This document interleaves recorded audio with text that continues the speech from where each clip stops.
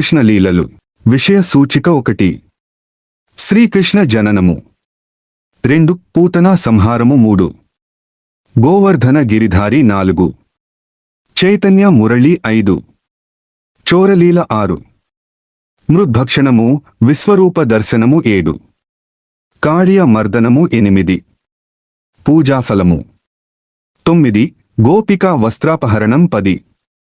భగవత్కృప. 11. గోపికాగీతం. 12.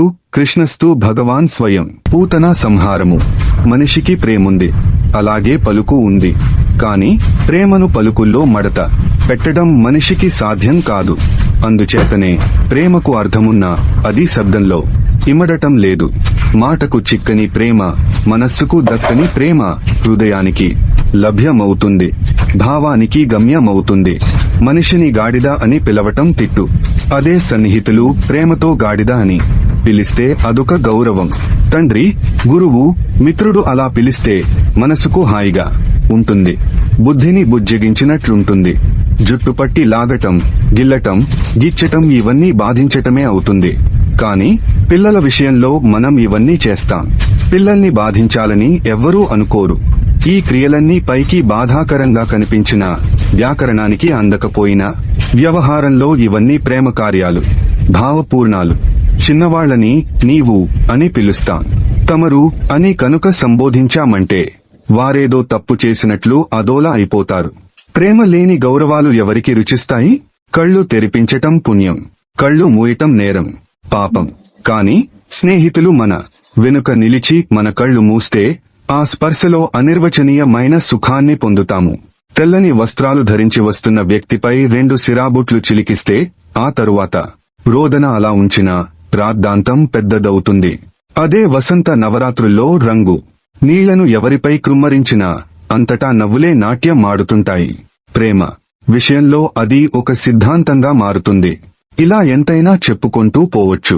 అసలు ఉద్దేశ్యమేమిటంటే, ప్రేమున్న చోట, జ్ఞానమున్న చోట స్థూల దృష్టి పనికి రాదు, శబ్దపుష్టి సరిపోదు. ప్రేమ అనేది మాటలో ఉండదు, వాక్కులో ఇమడదు, మనస్సులో నిలవదు, పనులకు పరిమితం కాదు. ప్రేమ హృదయానికి సంబంధించింది, జ్ఞానానికి సంబంధించింది. ప్రేమకు వెలుగులే కాని వెతలు తెలియవు, పూర్ణమే గాని శూన్యం అర్థం కాదు. ప్రేమ కార్యాల్లో మాట, చేష్ట, మనుగడ అన్నీ ప్రేమే, అంతా ప్రేమ కార్యమే. హింసకు మారు పేరు కంసుడు. అతని నికృష్ణ కూటమిలో శతదరిద్రాలు, సహస్ర దౌర్భాగ్యులు. అందులో పూతన ఒకతే. పూతన ఒక రాక్షసి, బాలఘాతిని, శిశుఘాతకి, పిల్లల్ని చంపే పులి, బాలహంత్రి. అన్నం పుణ్యం ఎరుగని నిర్దోషులైన బిడ్డల్ని నిర్దాక్షిణ్యంగా చంపేస్తుంది, మాయ చేస్తుంది, శిశువుల్ని మాయం చేస్తుంది. బాలఘాతిని, భయంకర రూపిణి అయిన పూతన కంసునిచే ప్రేరేపించబడి పట్టణాలలో, గ్రామాలలో, గుల్ల పల్లెలలో సంచరిస్తూ శిశువుల్ని మట్టుపెట్టసాగింది. ఈ పన్నాగమంతా శ్రీకృష్ణుని వధించటానికే. కృష్ణుడు జన్మించాడని, ఎక్కడో జీవిస్తున్నాడని ఆకాశవాణి కంసునికి చెప్పింది. ఎక్కడున్నాడో తెలుసుకుని వధించాలి. ఈ పాపకార్యానికి నడుము బిగించిన పాపి పూతన. కృష్ణుడు శిశువుగా ఉంటాడు, అందుకని శిశువులందరినీ చంపుతూ పోతుంది. పూతన గోకులానికి వచ్చింది. రాక్షస రూపంలో రాలేదు, భయంకరంగా కనిపించలేదు, మాయారూపం ధరించింది. మనోహర రూపంతో మగువలు సైతం మాయలో పడేటంతటి లావణ్యంతో గోకులంలో సంచరించింది. ఆమెను చూచి గోపభామలు ఆశ్చర్యంతో చలించిపోయారు. ఎవరీ స్త్రీ? పైగా చేతిలో పద్మం ధరించి ఉంది. లక్ష్మీదేవేనా అని కళ్లప్పగించి చూస్తున్నారు. అజ్ఞానం ప్రారంభంలో అందంగానే గుపిస్తుంది. పూతనకు నామకరణం ఎవరు చేశారో తెలియదుగాని సార్థక నామధేయురాలైంది. పూత అంటే పవిత్రము లేదా సత్యము అని అర్థము. పూతన అంటే పవిత్రము కానిది, సత్యము కానిది అని అర్థము. ఇంతకీ పవిత్రమేది?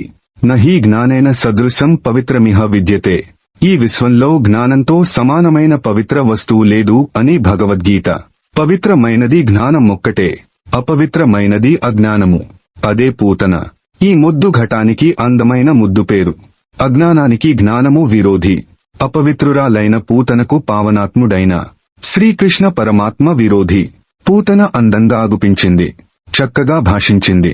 అజ్ఞానము కూడా మొదట అందంగా అగుపించి ఆహ్లాదంగా మాట్లాడుతుంది. ముందు అమృత వాక్కులు, వెనుక విషభాండాలు. అజ్ఞానము ఎక్కడైనా ఇదే చేస్తుంది. పూతన కూడా అదే చేసింది. గోకులమంతా సంచరించి గోవిందుడు సేనించి యున్న యశోద ఇంటికి వచ్చింది. ఆమె అందాన్ని చూచి యశోద రోహిణులు కళ్లప్పగించుకుని చూస్తూ ఉండిపోయారు. అమ్మా, మీ జన్మే ధన్యము. ఎలాంటి బిడ్డను కన్నారు. మేము ఉన్నామెందుకు?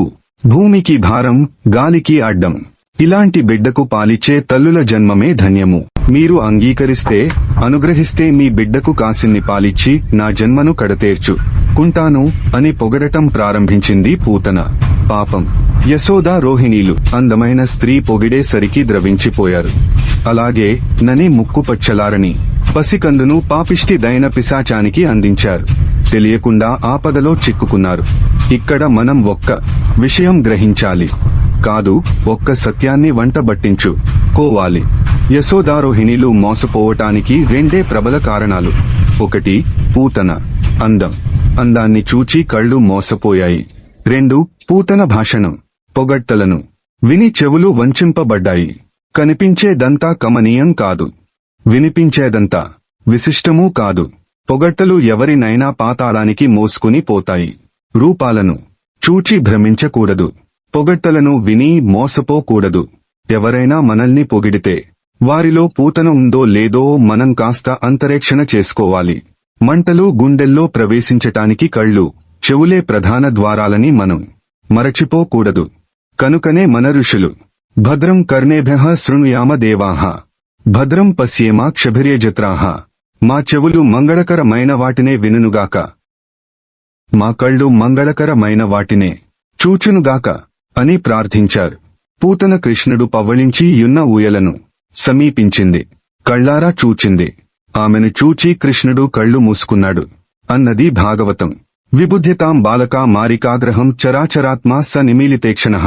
తాం విబుధ్య, ఆ వచ్చిన దానిని తెలుసుకుని ఏమని? బాలకా మారికాగ్రహం, పసి పిల్లల్ని చంపే శనిగ్రహం వచ్చిందని, మారికాగ్రహం మాయలమారి వచ్చిందని. కృష్ణుడి కెలా తెలిసింది వచ్చింది రాక్షసి పూతన అని? సహ చరాచరాత్మ, ఈ చరాచర ప్రపంచానికి ఆత్మ తానే కనుక అట్టి పరమాత్మ నిమీలిత ఈక్షణః, కళ్ళు మూసుకున్నాడు. ఎందుకని? అజ్ఞానాన్ని చూడవద్దు అని మనకు తెలిపేందుకు. ఇది కేవలం ఉపలక్షణం. అజ్ఞానాన్ని చూడవద్దు అంటే అజ్ఞానాన్ని వినవద్దు, అజ్ఞానాన్ని ఆలోచించవద్దు, అజ్ఞానమును పెంచే కర్మలు చేయవద్దు అని అర్థం. పూతన శ్రీకృష్ణుని చేతిలోకి తీసుకుంది, ఒడిలో పెట్టుకుంది. భాగవతం ఈ సన్నివేశాన్ని సున్నితమైన వేదాంత ధోరణిలో అందంగా వర్ణించింది. అంత మారోపయ దంక మంతకం యథోరగం సుప్త మబుద్ధి రజ్జుధీన్హ. నిద్రించే సర్పాన్ని త్రాడనుకుని తెలియని వాడు గ్రహించునట్లు అనంతమైన వాడు దుష్టుల్ని అంతం చేసే శ్రీకృష్ణుని ఒడిలో కూర్చోబెట్టుకున్నది పూతన. ఇక కృష్ణుడెలా ఉన్నాడో తెలుసా? మహేశ్వరవపి చ బాలభావం విభావయంకించి దువాచన ప్రభుః. తాను పరమేశ్వరుడైనా బాలుడిలా నటిస్తూ నోరు మెదపకుండా ఉండిపోయా దట. అంతే, పూతన పాలిస్తోంది.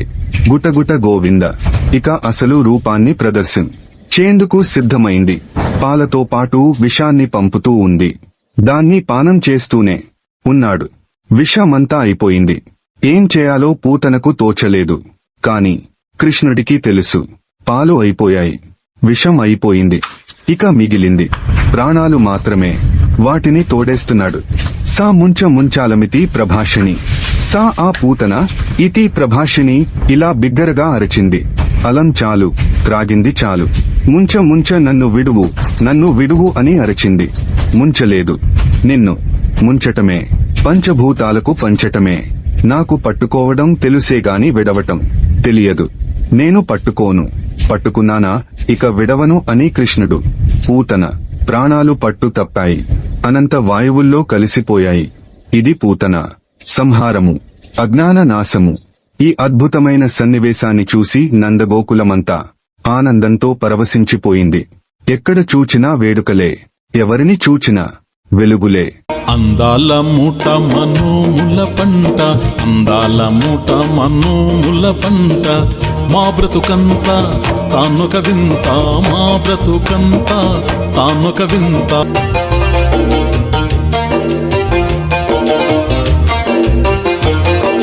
కంసుడు పంపగా ఏ తెంచినది బాలఘాతిని రక్కసిపోతన మాయ మాటలతో యశోదమ్మకు విన్నవించినది నివేదన మోసమెరుగని తల్లులిద్దరూ అంగీకరించారు మాయా ప్రార్థన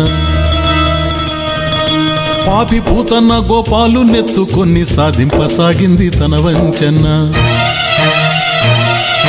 విషచిత్తమును ఎరిగిన విభుడు విషగళ్ళ సఖుడు గోవిందుడు విషచిత్తమును ఎరిగిన విభుడు విషగళ్ళ సఖుడు గోవిందుడు చనుబాలు త్రాగుచు పని పూర్తి చేసే చనుబాలు త్రాగుచు పని పూర్తి చేసే పన్నితన మెరిగిన బాలుడు పన్నితన మెరిగిన బాలుడు అందాల మూట మనోముల పంట అందాల మూట మనోముల పంట మా బ్రతుకంతా తానొక వింత మా బ్రతుకంతా తానొక వింత అందాల మూట మనోముల పంట అందాల మూట మనోముల పంట పూతన పోయింది గోకులంలో యాతన పోలేదు గోపభామలలో వేదన దూరం కాలేదు యశోదా రోహిణులలో ఆవేదన పోలేదు రాక్షసి అయిన పూతనను చూసి కృష్ణుడు భీతి చెందాడేమో దిష్టి తీయకపోతే ఎలా అని ఆలోచించారు స్త్రీలందరూ